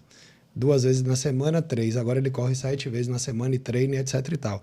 Aquele valor energético total calculado está para treino 2 vezes na semana. Ele precisa aumentar isso proporcionalmente, senão dá deficiência relativa de energia no esporte. E é muito comum, em mulheres pode ter privação, né, da saúde óssea, da saúde reprodutiva. E a gente vê muito isso, né, que é chamada de REDS, que é a síndrome da deficiência energética relativa. É muito comum. Então, primeiro, organizar, ter um acompanhamento. Não é, eu fui na nutricionista no passado e agora estou aqui de novo. Ou passei ali no shopping, comprei vi ali, aproveitei a promoção e levei para casa. Muito comum. Porque a gente é seduzido pelo mercado. É um mercado, é uma indústria bilionária e que hoje em dia já tem inquéritos que em mais de 50% das residências brasileiras tem pelo menos 2 suplementos. Então, o mercado de suplemento ele é multi-mega milionário e ele vai trazer ali promessas que muitas vezes não são cumpridas. Então, a gente tem que saber exatamente onde confiar, né? O que comprar, o que vale a pena. Há muito mais promessa do que entrega de resultado. Então, depois de você treinar bem, descansar bem, ter uma boa alimentação, depois que isso está bem corrigido, aí a gente pode pensar em alguma suplementação específica, a depender do que eu faça, de qual é o meu objetivo do exercício. Porque não é porque eu pratico o exercício que eu preciso suplementar. Ponto final. E aí a gente vai bater contra a opinião da indústria que quer vender. Você entra na loja de suplemento, o cara quer empurrar 10 suplementos, porque esse é para A, esse é para B, esse é para C, esse melhora o pace, esse melhora o VO2, e não é bem verdade. Eu costumo sempre dizer, Marcão, a indústria gosta do seu bolso, claro, né? A indústria não gosta de você. Ticket médio alto dentro da loja. Então, assim, é saber onde que a gente precisa investir. Porque, por exemplo, muitas vezes o corredor, o cara quer fazer uma maratona. Ele sabe que uma maratona, se for para uma pessoa normal, ele vai fazer ali próximo de 4 horas. 4 horas de corrida, o cara não vai beber água, como o Thiago falou. Ele vai ter alterações graves, ele está perdendo água, mas ele está perdendo eletrólito, sódio, potássio. Ele está com uma demanda energética que é crescente durante a prova. Então, assim, ele vai sair para uma prova de 4 horas, ele tem que ter aí 90, 120, hoje em dia os estudos estão mostrando, gramas de carboidrato hora de suplementação. E o cara não deu vontade de tomar o gel, eu segui em frente, ele vai testando, além do limite biológico. E aí, quando quebra na prova, que a gente sabe que tem um paredão, assim, numa maratona no 32º quilômetro, que é quando o glicogênio muscular, ele vai, ele exaure, aí você sente o paredão, você não está bem alimentado, e é a hora onde normalmente acontecem as desistências, as quebras. Então, o suplemento ele vem a prometer resultado. Olha, você vai tomar isso porque você vai ter melhora da performance. E isso seduz muito. Pô, se é o cara que já quer entrar empolgado na corrida, atingir metas que ele não está preparado, ainda tem algo que facilite, é óbvio que eu preciso. Esse é o pensamento. E aí, muitas vezes, recorre a fórmulas que são, muitas vezes, duvidosas, né? Muitas vezes, até o que tem dentro da embalagem não é exatamente o que está exposto no seu rótulo, né? Porque não tem o mesmo nível de rigor entre um medicamento e um suplemento. Então, a fiscalização é muito menos rigorosa. Então, muitas vezes passa um monte de coisa. E o que as pessoas gostam muito é assim, mas aqui é um suplemento natural. Como se o natural fosse melhor. E a gente fala assim, coice de mula, picada de cobra também é natural e ninguém quer, né? Então, a gente fala que tem drogas que vêm da natureza. Então, não é porque é natural que isso, teoricamente, não vai fazer mal. Mas aqui não faz mal. Muitas vezes faz. E a gente não vai nem associar aquilo porque é natural e o natural faz mal. E muitas vezes aquela fórmula pode trazer toxicidade para o fígado, né? Que é um órgão detoxificador. Então, a gente precisa entender que nem sempre recorrer a qualquer método. Por isso que tem que ter um profissional ali, Thiago, que te oriente a isso. Aí existe betalanina, creatina, whey protein, então existem vários outros, a cafeína, né? A gente sabe que cafeína é termogênico, é um suplemento que vale a pena para quem, em que dose, em que contexto, Vale realmente a pena? Existem estudos que mostram que cafeína não tem efeito termogênico. Deram cafeína antes e depois de uma calorimetria indireta do paciente, onde ele mede ali a termogênese e vê que antes e depois os valores são muito parecidos. Então, cadê o contexto termogênico? Mas a fadiga é melhor depois da cafeína, é menor. E aí a gente começa a correr atrás de recursos que nem sempre são recursos explicitamente provados e que, além de não trazer o benefício, ainda pode trazer risco. Agora, imagina que eu tenho uma arritmia cardíaca e estou lá tomando 400, 600, 800 miligramas de cafeína. É como se eu tocasse fogo onde já tem algum agente ali que possa proporcionar uma combustão. Então, é mais ou menos esse o cuidado. Muitas vezes as pessoas querendo hipertrofias, eles submetem a uma ingesta de proteína de 2, 3 gramas por quilo por dia. Hoje a ciência é muito clara em dizer que não há grande benefício a partir de 1,6, mas a indústria do suplemento ela vai empurrar para você comprar. O bom é 2. Vai empurrar e aí sobrecarga, jeito. Sobrecarga renal, quem é o paciente. Agora, isso tem que ser totalmente acompanhado. Eu não indico, de fato, que isso seja feito de forma aleatória ou porque simplesmente o vizinho usa, que eu tenho que usar. A creatina é um dos suplementos mais utilizados, mas, obviamente, já prometeram resultados em cognição e memória. Isso não tem comprovação científica nenhuma. Vale a pena a gente bater, porque se a creatina é para atleta, tem que pegar também quem não é atleta, né? Então, cria disposição, cria um contexto onde os idosos, acamados, portadores de doenças de memória. Então, quem tem um paciente desse em casa, óbvio que vai querer comprar. E a gente sabe que existem benefícios de melhora de hipertrofia, de força, mas de uma forma muito clara, isso não é nenhum benefício absurdo, tá? É uma cereja do bolo, né? Que você pode ter um benefício, mas não é da creatina que você vai ter a maior parte do resultado. Vale a pena, sim, em esportes específicos, né? Em condições específicas. O sistema ATP-CP, que é o sistema de recomposição da energia do ATP, quando ele quebra, né, para liberar energia, a creatina entra nesse momento recompondo esse ATP. Mas isso funciona para atividades muito curtas, de explosão, atividades que muitas vezes não têm a finalidade que você quer. Então, vai trazer muito menos benefício ainda. Perfeito, Marcão. Eu queria... Quer falar alguma coisa? Pode falar.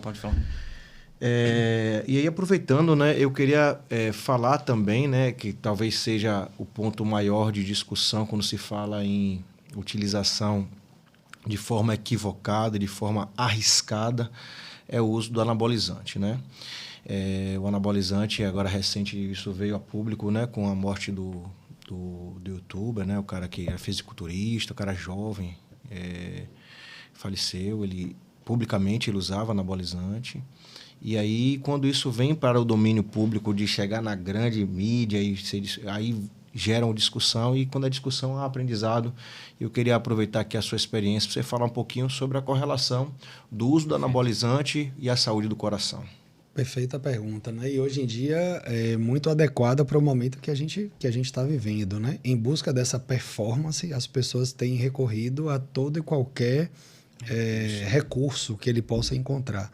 E aí surgem os suplementos, né? E muitas vezes as pessoas falam assim, eu estou suplementando, me diga o que é que você está usando. E aí o anabolizante ele não é visto como anabolizante, ele é visto como um suplemento. Ele já está no meio ali. Né? É um degrau a mais, mas está na mesma... Exato. Eu tomo essa fórmula aqui quando a gente vai ver, mas prescreveram aqui uma oxandrolona. Não, mas é levezinho. Ou então, eu estou usando um chip que é para melhorar a parte hormonal, mas esse chip não é um anabolizante. Esse chip, sabe? É estranho. E hoje em dia o mercado é absurdo, né? É uma coisa que as pessoas pagam sem entender muitas vezes o risco. Seduzido por profissionais de má índole que visam lucratividade apenas e colocam aquilo como se fosse algo necessário para a saúde, para restabelecer a condição dele que estava abaixo. E muitas vezes ali o intuito não é esse de fato. Existem recursos, né, esteroides ali dentro, e que a gente sabe que os esteroides anabolizantes eles têm relação clara e direta com as doenças cardiovasculares e ponto final. Não existe essa reposição saudável. O que eu digo às vezes para os meus pacientes, eles me procuram às vezes para tentar ser acompanhado por um cardiologista e continuar usando anabolizante sem risco. E eu chego lá e para validar, né? Ele quer alguém para validar. Claro, ó, já que isso traz risco, então eu vou procurar o meu cardiologista que eu não vou ter esse risco. Isso é mentira. É como se eu estivesse procurando um pneumologista porque eu quero fumar e não quero ter doença. É mais ou menos parecido. Então, eu chego para os pacientes, eu sinto que às vezes eu desmotivo, porque eu vejo no olhar dele a decepção de eu tentar mostrar que o caminho não é esse, mas a pessoa cria um potencial artificial. Né? Então, eu tenho meu potencial genético, que é uma curva, e que se eu conseguir treinar bem, descansar bem, me alimentar bem, eu vou conseguir atingir esse potencial. Tiago é uma pessoa bem diferente, histórico familiar, tudo diferente. Como é que eu vou querer me comparar com ele? Não tem como comparar. Então, aí a pessoa começa a ver que ali dentro não está onde ele quer treinar melhor, ele quer treinar em mais alta performance, ele quer bater pódio, ele quer correr e não simplesmente pegar a medalhinha e a banana no final, ele tem que subir no pódio. E ele já viu que em condições, né, basais, na CNTP, ele não consegue. Então, ele aí recorre ao recurso do anabolizante, que tem realmente aumento de massa, de força, de desempenho, e ele muitas vezes consegue performances melhores e ele começa a viciar nisso. E ele começa a perceber, eu estou na minha curva artificial, que é maior do que a natural. E aí, de repente, começa a passar o efeito anabolizante, e ele começa a cair o desempenho, ele já sabe que eu tenho que ir lá de novo. E ele fica o tempo todo usando aquilo porque traz ele para uma condição melhor. Melhora da composição corporal, melhora da força, melhora da libido, ele se sente mais disposto. Então, isso virou uma moeda de troca para que ele busque. Só que os riscos são diretamente proporcionais ao tempo de uso e à dose. E os estudos são bem claros. O indivíduo que nunca usou, ele tem uma mortalidade cardiovascular menor do que o indivíduo que usou e parou, e menor ainda do que o indivíduo que ainda continua em uso. Então, até aquele indivíduo que usou anabolizante e que não usa mais, o risco dele não volta a ser um risco igual ao de alguém que nunca usou. Então, persistem alterações que aumentam ainda a condição de risco. Então, os anabolizantes, entender que o músculo cardíaco ele tem receptores para os anabolizantes, assim como o seu músculo periférico. Então, usou anabolizante, aumentou o bracinho, aumentou a perna, aumentou o músculo cardíaco. Né? Então, há uma hipertrofia que muitas vezes não é acompanhada de um aumento da vascularização. Então, eu aumentei a quantidade, vamos dizer assim, de músculo cardíaco, mas a minha vascularização não acompanhou. Então, isso é algo prejudicial, porque eu vou gerar ali uma deficiência relativa. O meu fluxo sanguíneo agora está para uma massa muscular muito maior. Então, isquemias, infartos, eu posso ter arritmias, eu posso ter uma condição de viscosidade sanguínea maior, porque o anabolizante ele faz isso, aumento da proliferação das células vermelhas, aumentando a viscosidade e com isso sobrecarga ao sistema cardiovascular, que vai ter que bombear com mais força esse sangue, entre aspas, mais cremoso do que o normal, aumenta efeito trombogênico, né? Aumenta efeito inflamatório, ou seja, o efeito dos anabolizantes ele é devastador no sistema cardiovascular. Então, a parte boa, eu acho que todo mundo vê, né? Na internet, corpos bonitos, esculturais, bons resultados, e quem vê a parte ruim é o cardiologista no consultório. E eu não posso trazer outra informação. Né? Eu vou dizer, se fosse bom, quem ia usar era eu, porque eu também ia querer tudo isso sabendo que não ia ter nenhum tipo de problema. Então, a gente precisa entender que não vale a pena. Aumenta 3 vezes o risco de infarto, 9 vezes o risco de insuficiência cardíaca. Então, esses indivíduos, eles não medem muitas vezes o risco, as consequências, focam apenas na parte boa, na parte que se vê, né? Na parte que ele começa a se sentir melhor, mas esquece das consequências a longo prazo. Então, eu acho que a mensagem principal que eu deixo aqui é justamente essa. A gente precisa ter consciência, a gente precisa focar na nossa saúde. O exercício ele é um instrumento de promoção de saúde e que esses recursos, muitas vezes, eles acabam colocando a gente aí numa situação realmente muito arriscada. Se a gente pudesse, Marcão, a gente ficava aqui até maravilhoso amanhã de manhã, esse bate-papo. Conversando com você, velho. Muito bom, eu aprendi muito hoje.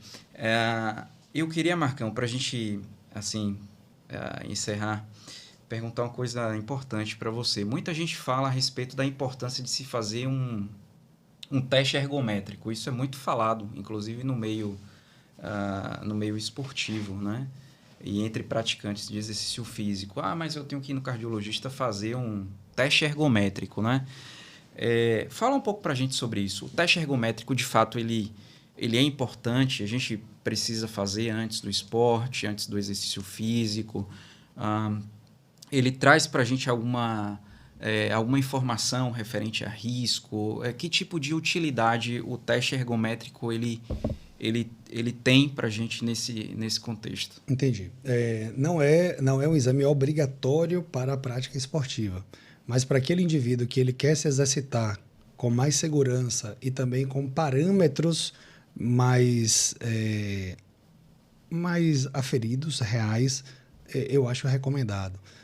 O teste ergométrico é um teste de esforço, né, que a gente normalmente realiza ou esteira ou bicicleta, são os dois ergômetros mais encontrados. Acaba que a esteira até mais do que o ergômetro, o ciclo-ergômetro, que é a bicicleta, onde o indivíduo ele começa a fazer um exercício supervisionado, monitorado, acompanhado pelo médico e normalmente um assistente, com monitorização contínua da sua frequência cardíaca e da sua pressão arterial. E o indivíduo ele vai sendo submetido a uma carga, um esforço progressivo, né? Onde vai aumentando a velocidade e a inclinação. O objetivo disso é promover uma rampa de aumento do trabalho para que a gente avalie como é que estão as respostas do coração a cada minuto, a cada segundo. Então, a gente consegue monitorar o eletrocardiograma de forma contínua e obter qualquer registro a qualquer momento. A gente consegue monitorar nível de cansaço do paciente, então a gente consegue conversar com o paciente, saber qual é o nível de cansaço, é mais respiratório, é mais muscular, está sentindo alguma dor, está sentindo alguma tontura, e tentar correlacionar com algum achado. A gente vai ver se surgem alterações da frequência cardíaca que não são normais. Esse indivíduo ele apresenta alguma dificuldade do aumento da frequência cardíaca, ou na redução, ou subiu demais, ou não subiu, ou apresentou arritmia em algum momento. Se essa arritmia ela tem uma relação clara com o pico do esforço, porque é o momento mais crítico, né? Tentar levar o paciente ao momento máximo onde normalmente esse teste é interrompido. Então, aquele coração em frequência cardíaca máxima, ele tem um gasto, um esforço muito maior. Então, ali é que está a maior chance de pegar alguma alteração. E a gente fica muito ligado nisso, se o paciente teve dor no esforço, se a resposta pressórica foi adequada, se teve algum sintoma ou sinal adequado ou não. Então, isso consegue, Thiago, de nos dar de uma forma muito tranquila informações com um método que é amplamente disponível, que é um exame de baixo custo e que a gente acha em todo lugar praticamente. É o melhor método? Não é, mas depende da finalidade. Então, eu faço uma comparação assim, a inteligência artificial é um ótimo método, mas pergunte errado. Gere um prompt errado que você vai gerar uma resposta errada. Perfeito. Então, primeiro eu preciso saber por que eu estou fazendo, em quem eu estou fazendo, qual é o objetivo disso, se é só avaliar presença ou ausência de doença, ou de trazer dados para treinar esse indivíduo. Então, eu preciso saber a resposta que eu quero, porque eu vou procurar as respostas de acordo com as perguntas que eu faço antes do teste. Esse meu indivíduo é um indivíduo de alta probabilidade. Existem critérios, né? Critérios de Diamond Forrester, que de doença cardiovascular. Existem tipos de dor característica ou não em homens e mulheres, a depender da idade, e a gente vai ver a probabilidade de uma doença cardiovascular naquela doença. Então, se o indivíduo, por exemplo, é um indivíduo de baixo risco e que ele faz um teste ergométrico que não mostra nada de errado, ok, está tudo parado por aí. A gente para aí e aceita isso como realmente um teste satisfatório para o indivíduo de baixo risco, onde eu tenho baixa probabilidade de encontrar doença. Mas imagina só que você faz um cálculo, tem um paciente ali de um alto risco, uma alta probabilidade pré-teste, e você faz um teste de esforço e dá normal. Então, isso daí provavelmente é um exame falso negativo. Um exame que vai vir um resultado negativo, mas a gente não vai parar por aí, porque pode ser que não tenha sido capaz de detectar a doença. Então, a gente tem que ter esse nível de aguçamento para tentar diferenciar e separar as coisas. Da mesma forma, Thiago, se a gente tem um paciente de baixo risco cardiovascular e que o exame dá lá uma alteração positiva para a isquemia, a gente pode talvez começar a pensar que seja um falso positivo, porque a minha probabilidade é baixa, então o valor preditivo aí, ele realmente consegue botar isso como falso positivo, como maior chance. Então, a gente precisa entender que ele não é um teste onde eu bato o martelo e digo sim ou não, e sim eu trabalho em cima de probabilidades. Então, não faz muito sentido, por exemplo, um paciente que tem uma história familiar muito positiva, que ele tem uma dor muito indicativa, tem sintomas, e eu coloco ele, dá negativo e eu pare por aí. E aí, Marcão, quando você fala em um teste como preditor de doença cardíaca, e aí vale só um parêntese, obviamente a gente não vai se estender em relação a isso, mas aí tem talvez também uma coisa que eu acho que precisa, na minha visão, nós trabalhamos com isso, né?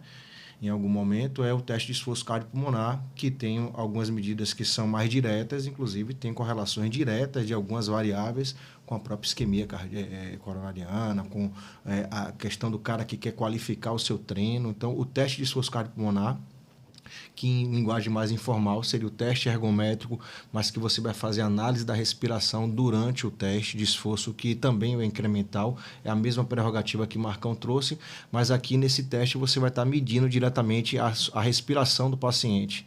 E o ato de medir a respiração vai nos dar dados quantitativos, objetivos, que vai precisar ali um risco, ou mesmo uma análise que vai nos ajudar a qualificar o treino desse cara que está buscando performance. Então, eu queria aproveitar aí, fazer só um parênteses na sua fala, que você falasse um pouquinho também da ergospirometria como um teste que pode e tem uma utilidade muito clara para indivíduos, quer seja aqueles que estão querendo performar, aqueles que estão querendo qualificar o seu treino, ou mesmo aqueles que vão ter ali no teste um dado um pouco mais sensível, sem estar correndo o risco de estarmos lidando com um falso positivo ou coisas parecidas em relação ao teste ergométrico. Há comparações nesse sentido, e eu queria que rapidamente você falasse sobre isso. Perfeito, Thiago.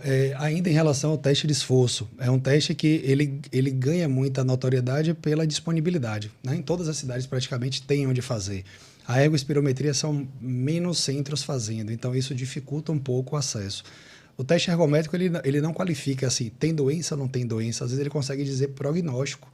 Por exemplo, um indivíduo A que suba na esteira e começa a ter sintomas isquêmicos ou alterações, logo nos primeiros minutos, em baixa intensidade, com certeza o nível de doença, caso ele tenha, é muito maior do que aquele indivíduo que só apresenta sintomas numa frequência cardíaca muito alta. Então, ele consegue, inclusive, separar o joio do trigo, aí nos dá critérios de avaliação prognóstica, não só diagnóstico, né? E com isso a gente consegue saber se esse indivíduo ele tem uma alta probabilidade de doença ou baixa. A ergospirometria, o teste cardiopulmonar, ele é um teste ergométrico onde a gente associa parâmetros ventilatórios. Então, ele consegue trazer para a gente informações muito mais completas. Eu diria que no cenário do atleta de alta performance é condição obrigatória. O teste ergométrico ele não vai servir para esse indivíduo. Ele vai subestimar parâmetros e a gente precisa de parâmetros mais fiéis para poder passar para a equipe dos treinadores quais são os parâmetros, porque uma frequência um pouquinho a mais ou a menos compromete completamente o resultado ali.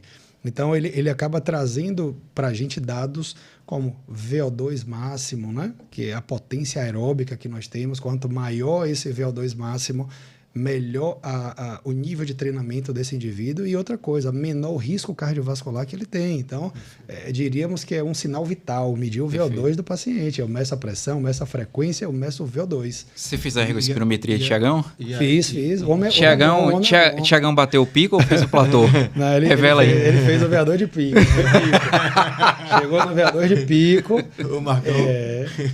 E é ele não fez veador máximo.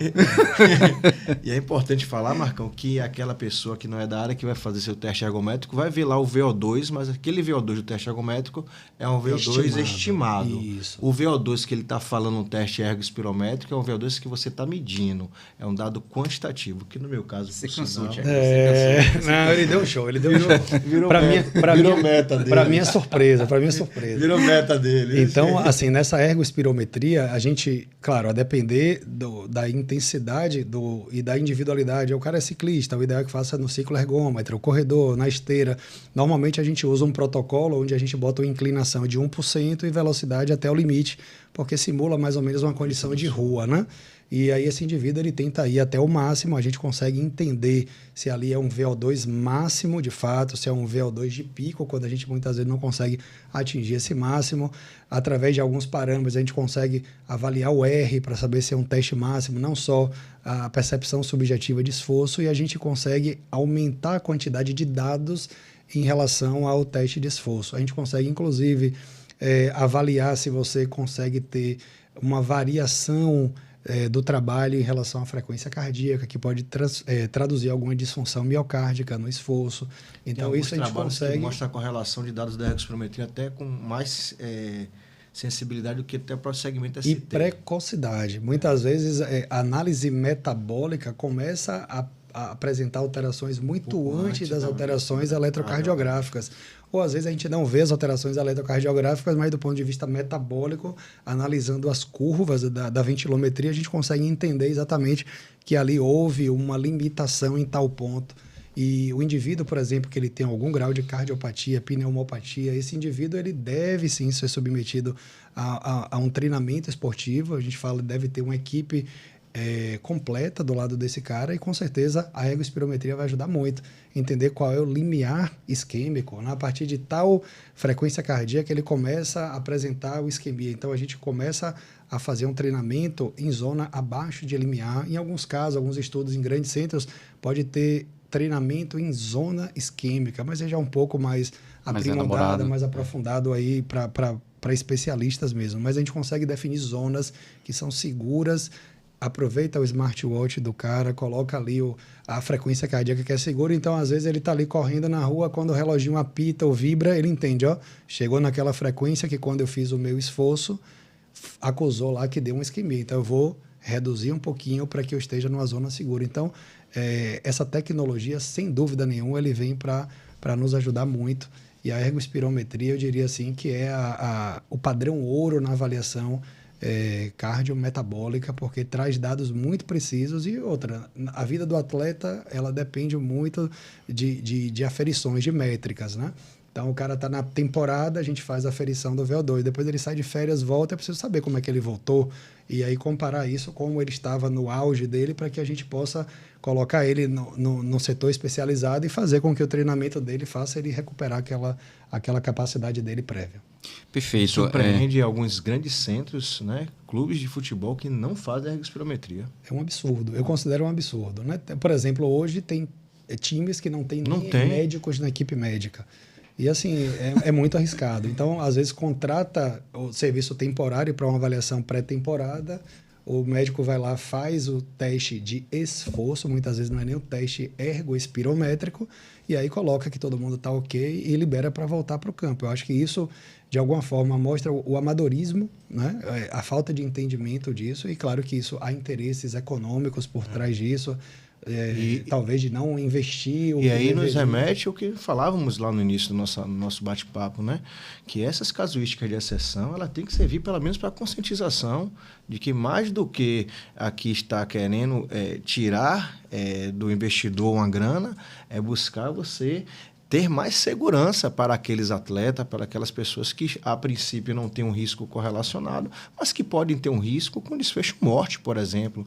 E para aqueles que estão gozando de saúde, é uma forma de você qualificar aquele atleta, qualificar o treino, entregar um documento que vai servir para você aprimorar a performance, que é o que mais se busca quando a gente fala em esporte de alta, que busca performar, não, porque eu falo não é só o futebol, né? E eu tenho assim uma experiência particular com isso, eu fico espantado, né? Enfim, meu filho trilhou aí, e você não tem uma avaliação ergospirométrica, você não tem uma avaliação clínica, então isso me chama a atenção, e eu acho que fica aqui um senso crítico construtivo de que a gente precisa entender isso como uma forma de investimento seguro, não só para performar, mas também para você separar e entender aqueles atletas que podem estar em risco. Eu acho que isso é muito importante. O recado que fica é esse. Então, acho que a gente precisa pensar dessa forma. Mas eu quero ver, viu, Tiagão, o laudo da sua ergo, viu? Tenho certeza que você não fez o platô, não, né? Não fez, não? Pico. Merece um outro podcast para a gente trazer aqui. Eu acho. E é isso, Marcão. E se a gente pudesse, né, Tiagão, a gente ficaria aqui por mais tempo discutindo esse tema, que é muito bom, muito gostoso. A gente agradece, Marcão, aprendi muito hoje. E tenho a certeza que você também aprendeu muito com tudo que foi discutido aqui.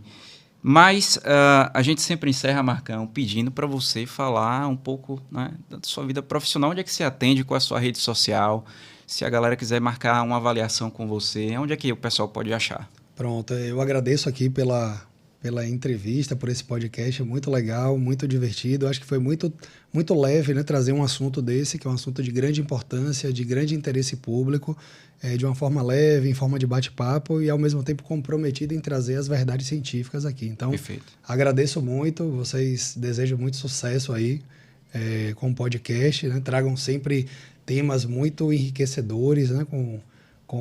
Que tenham muita utilidade, porque eu sei que é de utilidade para quem está nos assistindo.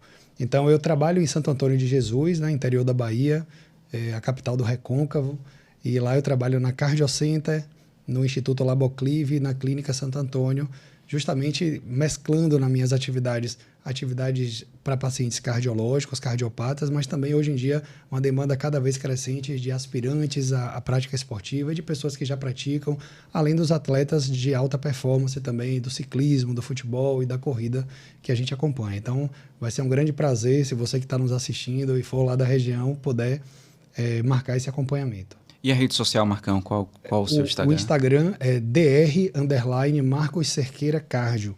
E aí eu tento fazer um esforço para conciliar ali e trazer sempre informações, postagens sobre suplementação, sobre uso de esteroides, sobre a importância do exercício físico, não só no cenário da performance, mas no cenário das doenças, né? Porque nós sabemos que o exercício físico, aqui a gente focou muito no exercício mais performático, mas o exercício também ele é uma grande ferramenta no tratamento do meu paciente cardiopata, pneumopata, oncológico. Então, a gente traz muito conhecimento de qualidade para os pacientes que nos acompanham.